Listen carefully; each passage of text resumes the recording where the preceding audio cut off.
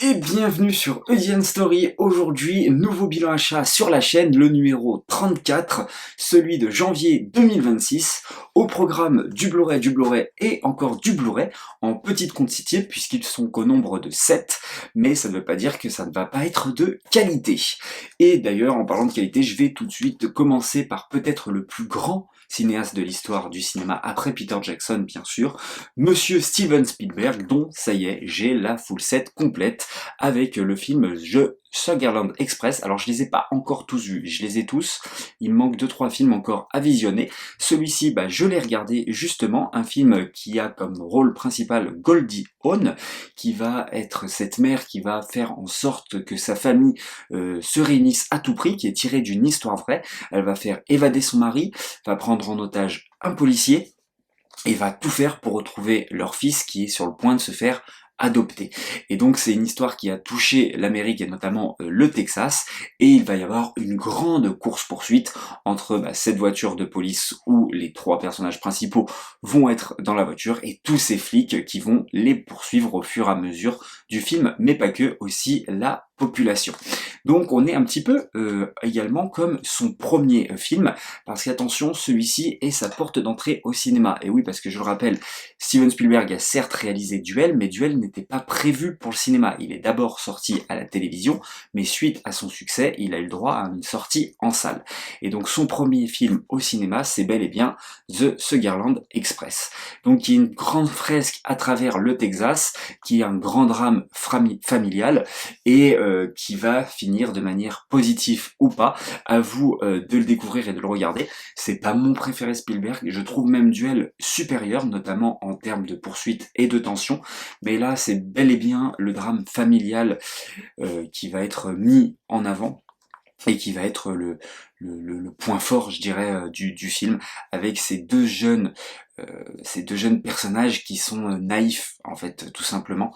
Et donc, ouais, j'aime beaucoup, j'ai quand même bien aimé ce film. C'est pas, encore une fois, son meilleur, mais c'est quand même très très intéressant. Voilà, et puis la copie 4K est très belle, hein. Franchement, il n'y a pas de problème de ce côté-là. On enchaîne ensuite, je l'ai payé 15 € à la Fnac, donc 9 tout simplement. On enchaîne ensuite avec Babe de Monsieur George Miller. Alors Monsieur George Miller, c'est pareil, j'ai pratiquement la full set, il me manque juste Lorenzo. Après, j'ai tous ces autres films. Et donc c'est Babe, le cochon dans la ville, donc la suite du premier Babe dont il avait déjà écrit le scénario.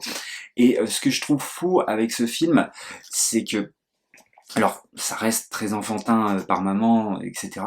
Mais on retrouve toutes les thématiques de George Miller et tout ce qui lui tient à cœur dans sa mise en scène. On est sur un film de conte, il va y avoir un drame, avec tous ces animaux qui vont se faire capturer, etc. Il va y avoir évidemment la course-poursuite, parce que oui, Babe va se faire poursuivre par des chiens à travers à travers cette ville un petit peu fantasmée, hein, cette ville de conte entre guillemets. D'ailleurs, on est sur une ville complètement fantasmée, avec comme si tous les grands monuments se retrouvaient au sein d'une même et unique ville. Donc c'est très intéressant de ce côté-là.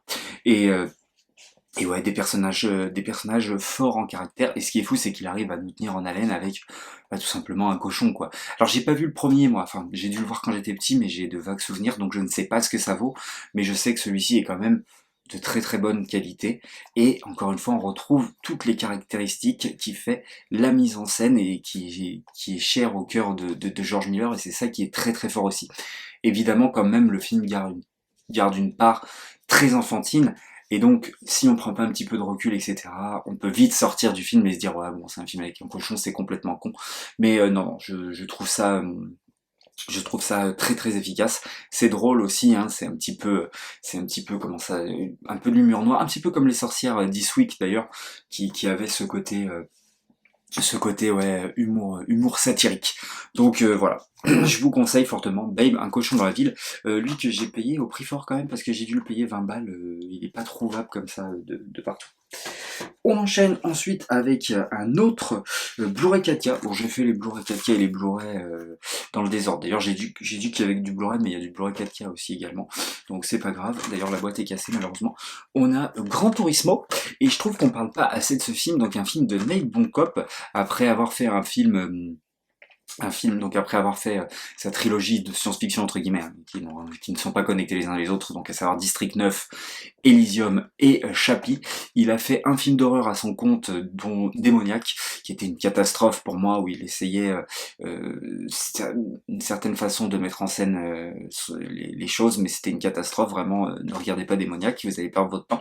Et donc il revient au cinéma avec Gran Turismo, et je trouve qu'on parle pas assez de ce film, donc David Harbour, histoire vraie, Orlando Bloom et le jeune acteur c'est Archie Madekwe qui du coup qui joue cette histoire vraie, qui joue ce personnage tiré d'une histoire vraie où l'équipe Gran Turismo a décidé de lancer une session où de jeunes pilotes qui sont les plus forts sur Gran Turismo vont pouvoir concourir sur grand circuit tout simplement. Et donc vraiment le film est très haletant, la façon dont il filme, je trouve les courses, ça marche du feu de Dieu, notamment à un moment donné, il y a un accident, et c'est pour ça que je trouve qu'on parle pas assez de ce film, contrairement à F1 qui a fait un grand carton, et ben moi je trouve que Nate Blomkamp n'a rien à envier justement à F1 qui s'en rapproche grandement, même je trouve scénaristiquement, par moment, notamment ils ont ces deux points communs, le gros accident qui va arriver au milieu de film, donc voilà, Joseph Kosinski a fait un excellent film, mais je trouve qu'on oublie trop souvent Gran Turismo tout simplement. D'ailleurs c'est assez fou parce que je trouve qu'on s'améliore de plus en plus dans les films de bagnole. C'est parti de Le Mans 66 avec James Mangold, on a une Neil Blomkamp avec Gran Turismo, on a dernièrement du coup F1 de Joseph Kosinski. Franchement on ne va que en s'améliorant. Il y avait eu aussi le Need for Speed, alors à toute proportion gardée c'était un petit peu moins bien avec Jesse Pinkman, mais ça marchait quand même très très bien je trouve, et je trouve qu'on ne fait que s'améliorer dans la mise en scène, donc ça franchement, je ne sais pas où on peut aller plus loin après le F1 de Joseph Kosinski. Bref, je vous invite fortement à regarder ce Gran Turismo pardon, qui est sous-coté, je trouve, et qui est une histoire vraiment captivante et qui devrait être regardée parce que je trouve que Joseph Kosinski s'est beaucoup inspiré du Gran Turismo de Nate Blomkamp et j'ai hâte évidemment de revoir Nate Blomkamp au cinéma. Est-ce qu'il va nous faire un District 10? J'aimerais bien, malheureusement son Alien avait été avorté et ça c'est fort dommage. Pour le reste, ça va être que du Blu-ray. Bon, je sais pas, j'ai varié le Blu-ray, le 4K aujourd'hui. Bon, c'est pas très grave. On va enchaîner tout de suite avec Zulu, parce que oui, bah du coup, deux films avec Orlando Bloom. Je me fais la filmographie entière d'Orlando Bloom, mais bon, je les achète pas tous. Il y en a que je regarde sur plateforme de streaming, et il y en a que j'achète parce que j'ai le bon retour et tout ça. Gran Turismo, j'en avais un bon souvenir, je l'avais vu au cinéma, j'avais envie de le revoir. Et Zulu, bah ça fait longtemps qu'il me fait de l'œil. Orlando Bloom, Forest Whitaker, c'est réalisé par un Français qui est Jérôme Salle, et c'est un scénario de Julien Rappeneau et Jérôme Salle, et Julien Rappeneau, c'est non, c'est pas celui qui a écrit le roman, voilà, le roman Zulu, c'est écrit par Caril Ferret, donc c'est un roman à la base, et franchement, je vous invite fortement à regarder mais ce trailer qui se passe en Afrique du Sud, où on va suivre deux flics qui vont mener l'enquête sur des meurtres, et vraiment la mise en scène du film est mais elle est incroyable, le jeu des acteurs est exceptionnel, je trouve que Orlando Bloom, c'est peut-être son meilleur rôle justement, ça dénote de tous les autres films qu'il a fait, tous les films épiques en fait, il est un petit peu caractérisé dans ces films-là, Pirates des Caraïbes, Le Seigneur des Anneaux, etc.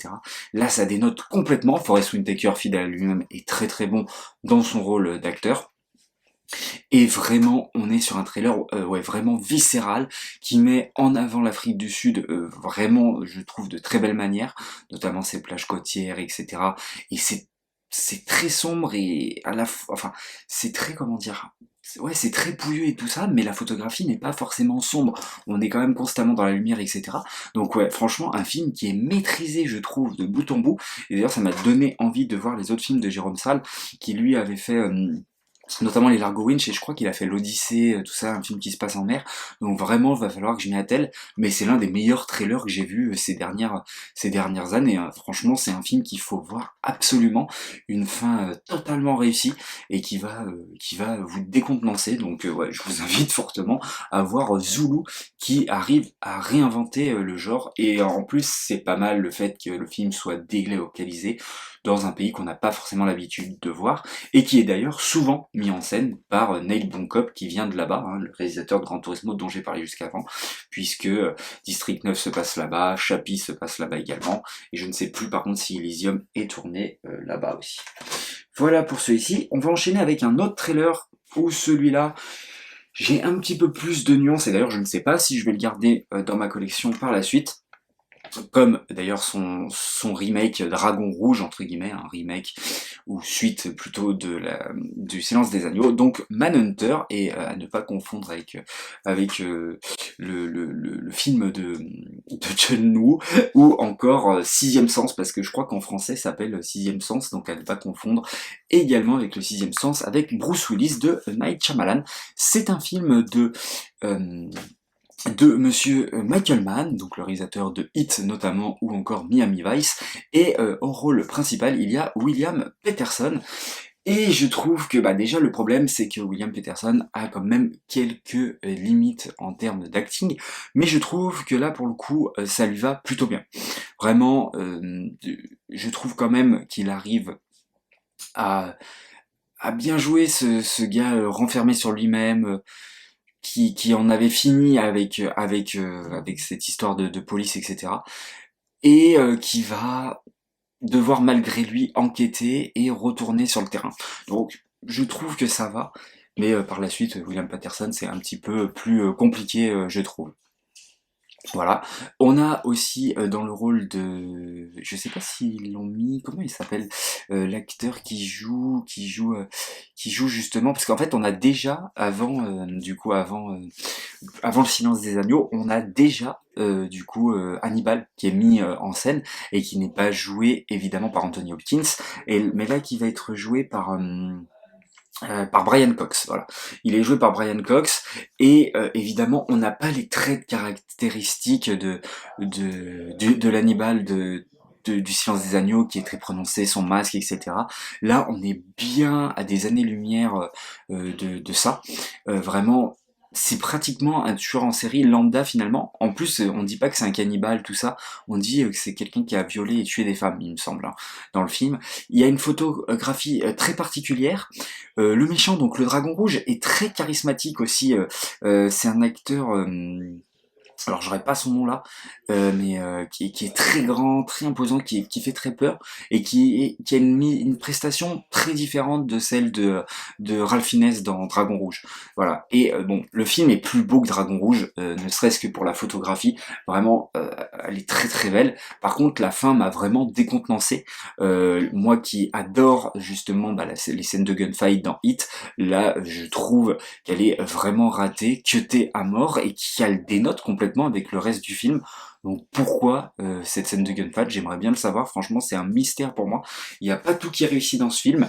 Est-ce que je vais garder Dragon Rouge et celui-ci dans la collection? Je ne sais pas, pour le moment oui, mais c'est un film, comme vous l'aurez compris, qui m'a plutôt laissé mitigé, voilà, plutôt laissé sur la fin, mais je pense que je lui donnerai quand même une seconde chance, parce que le film a quand même une certaine photographie, et puis bon, peut-être pour la collection Michael Mann, tout simplement. Voilà pour ce dernier. On enchaîne avec 3, toujours avec Orlando Bloom. Alors lui, ça, je l'ai pas revu pour le coup, mais ça fait un petit... D'ailleurs, je sais pas si j'ai déjà vu sa Director's Cut, film réalisé par Wolfgang Peterson, avec Orlando Bloom, avec Eric Bana, avec Brad Pitt, et ouais, c'est vrai que j'aime beaucoup le début sur cette plage, etc. Brad Pitt qui va tous les défoncer, tout ça, qui est voilà, qui est supérieur à tout le monde, hein, entre guillemets. Vraiment, on sent qu'il est très très fort. Puis cette histoire de Troie, hein, cette légende du cheval de Troie, qui est quand même bien mis en scène, et cette confrontation entre Brad Pitt et Eric Bana, voilà, qui est plutôt pas mal, et Orlando Bloom qui est un petit peu plus en retrait dans le film. Donc une grosse fraise quand même de 2h30, un film assez épique. Mais il me semble pas que j'ai vu la Director's Cut, et je sais pas, est-ce qu'on voit, donc là il y a 196 minutes, ça fait pratiquement du 2h, non ça fait même du 3, ça fait 120, ouais, ça fait pratiquement du 2h40, donc je sais pas si j'ai déjà vu la director's cut, faudrait que je le revoie. Donc voilà, un film que j'apprécie, de toute façon j'adore les films de cette trempe-là. Donc voilà pour 3. Et on finira par un film qui m'a aussi scotché, c'est To Live and Die in LA de Monsieur William Friedkin, s'il vous plaît. Pareil, qui nous fait un espèce de trailer haletant avec Monsieur Willem Dafoe, avec justement William Patterson. C'est là où je voulais en venir. J'avais oublié de parler de William Patterson. C'est un film que je vois pas beaucoup. Hein, donc là, je me suis procuré 3 balles à Easy Cash. J'ai foncé dessus. Pareil, un pour 3, je l'ai pris à 3 balles à Easy Cash et j'ai voulu foncer dessus assez rapidement parce que j'ai vu qu'il est estampillé Warner et je me méfie. Faut pas oublier l'actualité avec ce fameux rachat de Netflix, tout ça. On sait pas trop où ça en est aujourd'hui, mais moi je me méfie côté Blu-ray et ça peut vite coter et disparaître. Donc j'essaye de me procurer le maximum de films Warner. Et lui, c'est un film assez rare. Et là, je l'ai trouvé à 3 balles, étonnamment. Et donc on va suivre William Patterson qui va en fait perdre son coéquipier au début du film et va devoir enquêter. Et on sent que c'est un flic un petit peu ripou, hein, qui ne va pas hésiter à acheter autour de lui, d'ailleurs à se servir d'une femme pour avoir des informations, le maximum d'informations, etc. Et donc on a cette enquête à travers LA, et ouais, vraiment il y a une photographie qui est magnifique, il y a une histoire qui est exceptionnelle, il y a William Dafoe qui est juste exceptionnel, qui est plus jeune, tout ça, ça fait vraiment bizarre de le voir plus jeune. Donc le casting, hein, William Dafoe, John Pankow, Debra Fayer qui est excellente, il y a John Turturro aussi, hein, bijou d'acteur, hein, je rappelle, John Turturro, les films notamment de Spike Lee, les Transformers, tout ça, enfin voilà, excellent acteur. Darlene Flugel et Dean Stockwell, mais vraiment un film qui m'a qui m'a laissé, il ne m'a pas laissé indifférent, qui je trouve réinvente également le genre, notamment de le faire en plein jour dans cette LA, et la façon et la manière de construire cette histoire que je trouve vraiment excellent. Donc je vous invite fortement à voir ce film de William Friedkin. William Friedkin, hein, je rappelle qu'il est le réalisateur notamment entre autres de l'Exorciste, de l'excellent Exorciste. Donc voilà, j'ai kiffé et le film m'a vraiment surpris. N'hésitez pas à me dire dans les commentaires, vous, qu'est-ce que vous avez acheté, à liker, partager, à évidemment vous abonner, me dire ce que vous pensez de mes achats du mois de janvier, qui étaient certes très peu nombreux, mais qui étaient de qualité comme vous pouvez le voir. Likez, partagez, abonnez-vous encore une fois, et nous on se dit à la prochaine pour une prochaine histoire.